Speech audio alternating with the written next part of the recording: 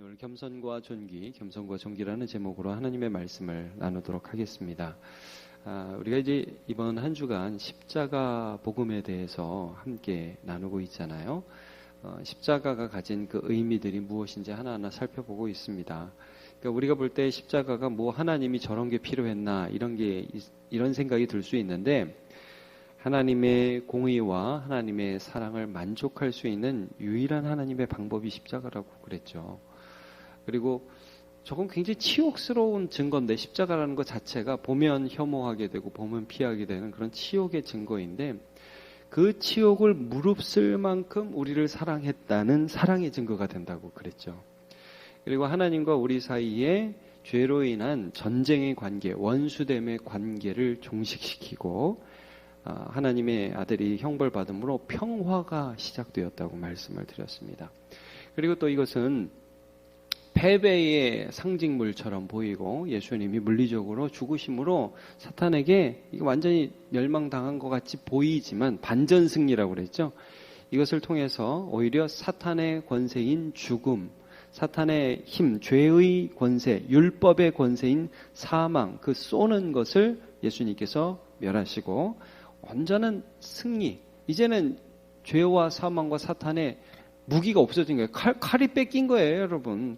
걔들이 지금 아직은 살아있지만 주님께서 다시 오실 때 멸망당할 거고, 지금 완전 패잔병이 된 거예요. 그래서 예수님께서 완전히 그들을 무력화하시고, 우리에게 쓰는 의문의 증서들, 율법의 증서들, 죄패들, 십자가에 우리의 죄패를 땅땅땅 못 박으셨다. 이제 우리는 모든 죄에서 죄의 증서가 우리를 고발하는 죄의 증서가 도말되었다 하는 것들을 이제 살펴보았습니다.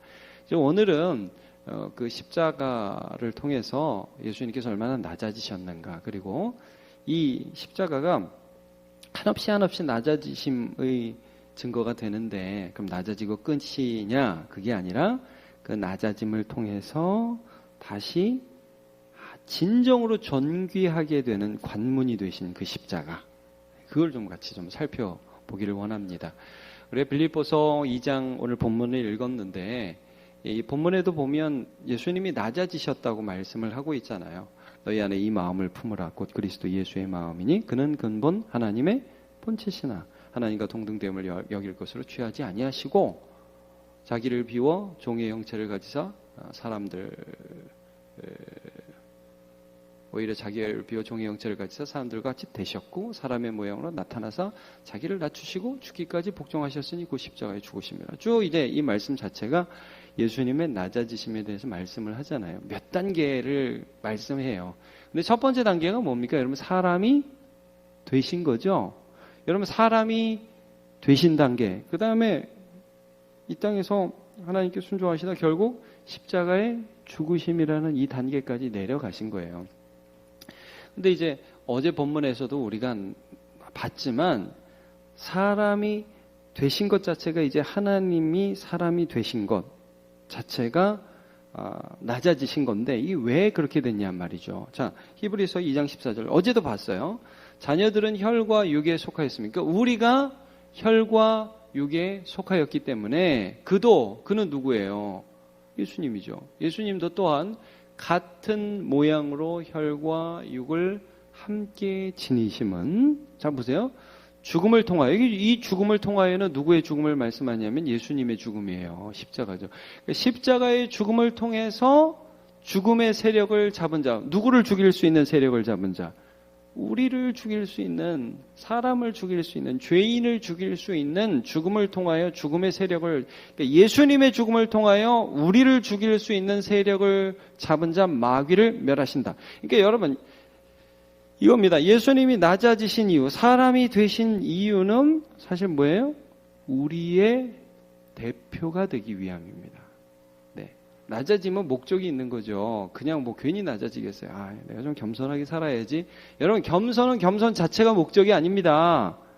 겸손을 통해서 이루고자 하는 그 과정, 이 하나님께서 원하시는 목표가 있었어요. 예수님께서 원하시는 목표가 있었는데, 그것은 우리의 대표가 되시는 거예요.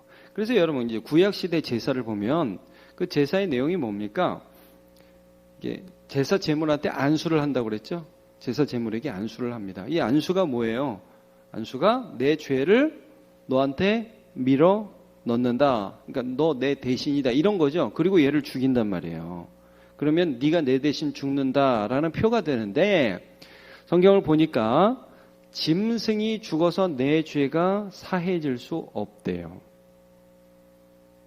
그럼 제사는 뭐하러 드리는 거예요? 구약시대에.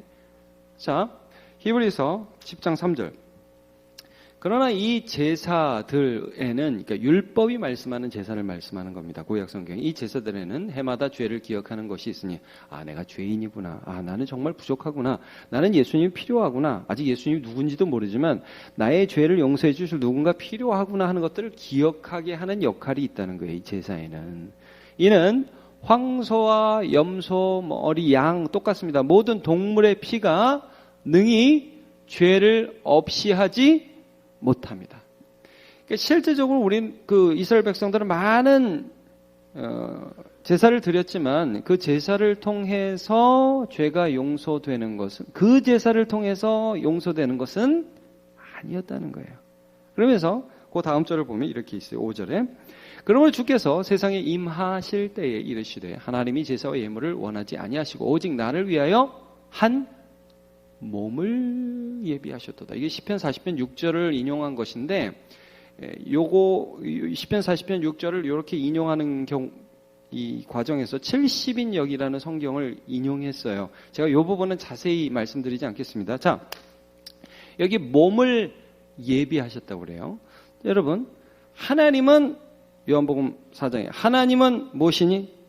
하나님은 영이시니 예배하는 자가 영과 진리로 예배할지나.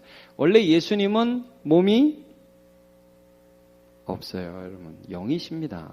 그러니까 예수님, 이 땅에 오시기 전에 예수님은 영이신 하나님이세요. 성부, 성자, 성령 하나님. 근데 그 하나님이 이 땅에 몸을 입고 오셨어요. 그 왜? 우리의 대표가 되기 위해서예요. 모든 사람의 대표, 사람의 대표로 오시기 위해서요. 사람의 대표로. 자, 10절. 이 뜻을 따라 예수 그리스도의 몸을 단번에 들이심으로 말미암아 우리가 거룩함을 얻었노라. 예, 몸을 들이신 것. 예수님 자신의 몸을 우리의 대표로 들이신 것. 그러니까 예수님이 왜 낮으셨냐? 왜 사람이 되셨냐? 여기 낮아지심이라는 건 먼저 사람이 되셔서 십자가의 죽으심인데, 이 이유는 뭐냐면 우리 모든 사람의 대표가 되기 위하심이고, 말하자면 여러분, 동물이 뭐 지가 죽는다고 그 피가 무슨 고귀한 피예요. 그것으로 우리의 죄를 어떻게 사해요. 그런데 그것은 하나의 예표였고, 진짜 우리를 위한 몸을 하나님이 준비하셨는데 그 몸이 무슨 몸이에요? 예수 그리스도가 이 땅에 오심이에요. 죄 없는 몸. 자, 그래서 로마서 3장 25절에 이 예수를 하나님이 그의 피로써 믿음으로 말미암는 뭘로 세우셨냐면 화목 제물로 세우셨어요. 이는 하나님께서 길이 참으시는 중에 전에 지은 죄를 간과하심으로 자기 의로우심을 나타내려 하심이니, 이렇게 말씀을 하고 있어요. 자, 예수님을 하나님과 우리 사이에 화목하게 하는 진정한 제사 제물로 준비를 하셔서 하나님과 우리 사이에 화목하게 하는 유일한 죄가 없는 제물로 삼으셨다는 거죠. 그 전의 제물 뭐예요? 그 전의 제물은 앞으로 이런 게 있을 거다. 그런 샘플이고, 이제 예수님이 완전한 화목 제사 제물이 되심으로, 낮아지셔서 거기 그 일을 하심으로 우리의 죄가 완전히 사해지는 거죠. 제가 이런 비유가 완전히 좀 적절한지는 모르지만 한번 제가 이런 비유를 들어볼게요. 자, 여러분, 애들이 이가 아프면요, 임플란트를 애들한테 해줄까요? 안 해줍니다. 그 애들이 막 이렇게 몸이 변하고 막 그러니까 안 해줘요. 그 대신 뭘 해주죠?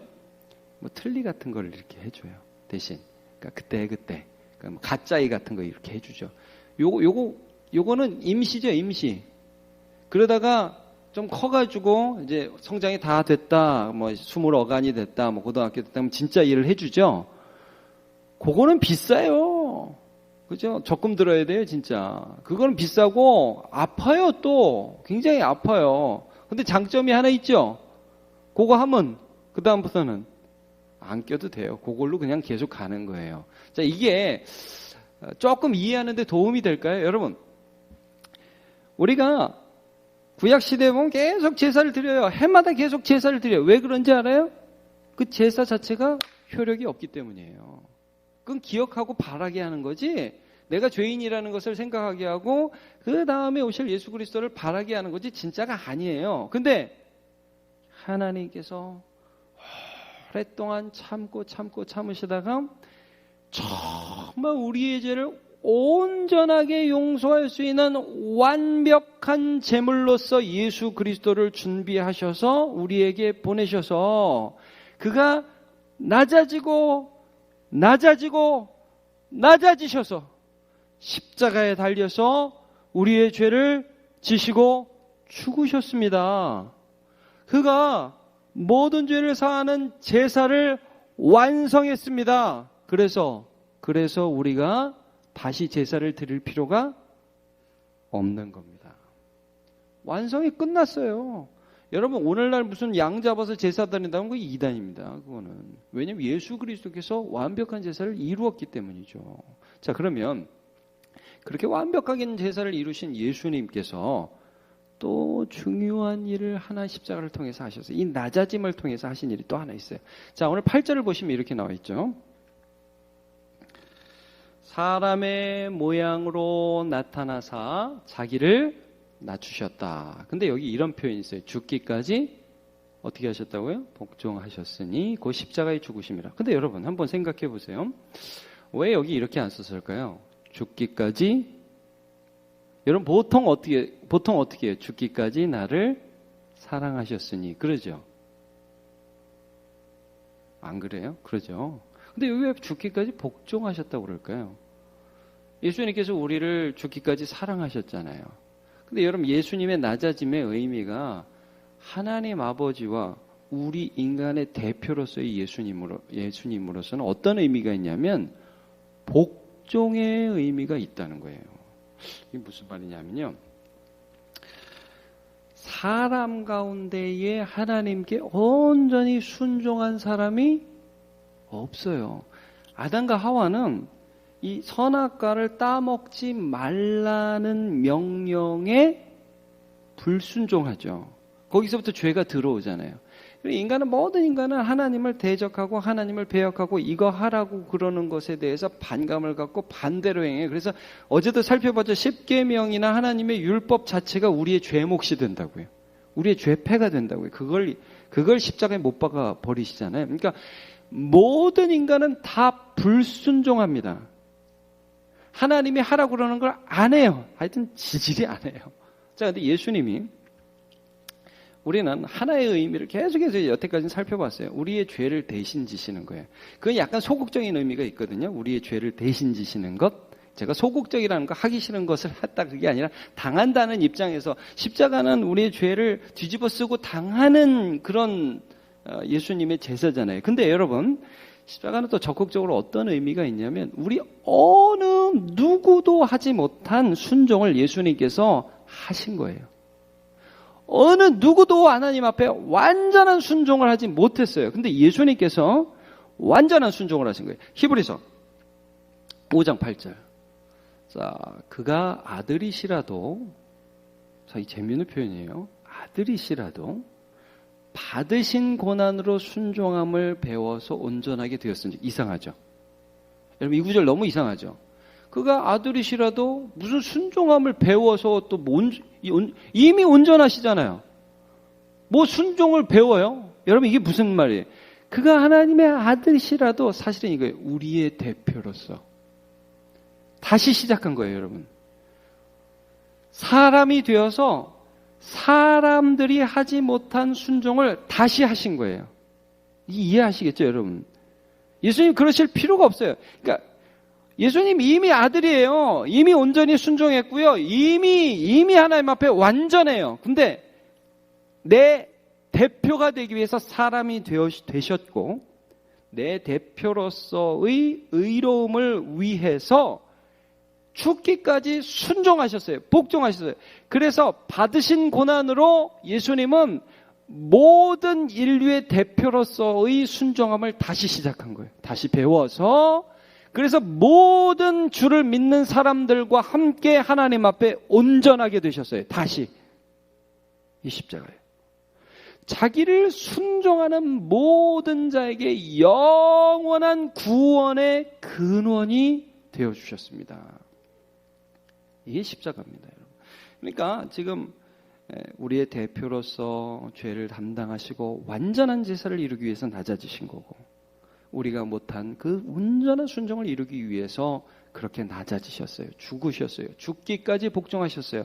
이러므로 하나님이 그를 지극히 높여 모든 이름 위에 뛰어난 이름을 주사 하늘에 있는 것들과 땅에 있는 것들과 땅 안에 있는 것들과 땅 안에 있는 것들로 모든 무릎을 예수의 이름에 꿇게 하시고 모든 입으로 예수 그리스도를 주라 시인하여 하나님 아버지께 영광을 돌리게 하셨느니라. 하나님이 그를 높이시죠. 그가 이루신 모든 일들을 우리가 보면서 이걸 알 수 있어요. 여러분, 하나님 아버지께서 예수님 안에서 회복시킨 게 뭡니까? 참다운 아버지와 아들의 관계입니다. 이게 아버지와 아들 관계가 거리껴졌어요. 틀어졌어요. 그래서 야, 이거 해. 아, 싫어요. 그럼 하나님 벌 주실 수밖에 없어요. 불순종과 진노의 관계에 있는 하나님과 인간 사이에 예수님이 낮아지셔서 뭘 회복시켰냐면 이 모든 사람을 데리고 온전하게 하나님 앞에 죽기까지 그 말씀을 따르고 순종하고 순종하니까 하나님이 그를 높여 주시더라. 이게 우리가 따라야 할 모범이죠. 아, 하나님의 말씀을 따라 살면 이 세상에서 죽는 것 같고 이 세상에서 안 되는 것 같고 어려워지는 것 같은데 내가 하나님의 말씀을 신뢰하면 하나님은 반드시 나를 책임지신다. 이거를 말씀 속에서 예수님이 친히 보여주신 것입니다. 여러분, 우리 예수님 믿는 사람으로 살아가기를 축복합니다. 십자가를 통해서 보여주신 그 완전한 낮아짐 가운데 왜 그렇게 하셨느냐? 우리의 대표가 되어주셔서 다시 제사 드릴 필요가 없는 완벽한 제사를 드리셨고 모든 사람, 그 어떤 사람도 할 수 없는 완벽한 순종을 하심으로 우리의 근원이 구원의 근원이 되어주시고 하나님은 그를 높여주셨듯이 이제 우리는 그렇게 완벽한 순종은 못해요. 그러나 예수 안에서 살 수는 있습니다. 이제 내 안에서 누가 사시죠? 예수님 사십니다. 그 예수님 붙드는 거예요. 나도 그 예수님 바라보는 거예요. 그 말씀에 순종하면서 한 걸음 한 걸음 걸어가는 겁니다. 실수한다고요? 여러분, 우리가 실수하며 넘어지며 자빠지는 모든 죄악들에 대한 심판은 이미 예수께서 당하셨습니다. 나는 믿으면서 다가가는 거예요. 믿으면서 주님을 따라가는 거예요. 그러면 생명의 성령의 법이 죄와 사망의 법에서 우리를 해방해요. 그래가지고 한 걸음 한 걸음 따라가면서 주님께서 나를 인도해 주시고 마침내 주 예수 안에서 우리를 영원한 천국까지 인도해 주실 그 하나님 신뢰함으로 걸어가는 저와 여러분 되시기를 예수 그리스도의 이름으로 축복합니다.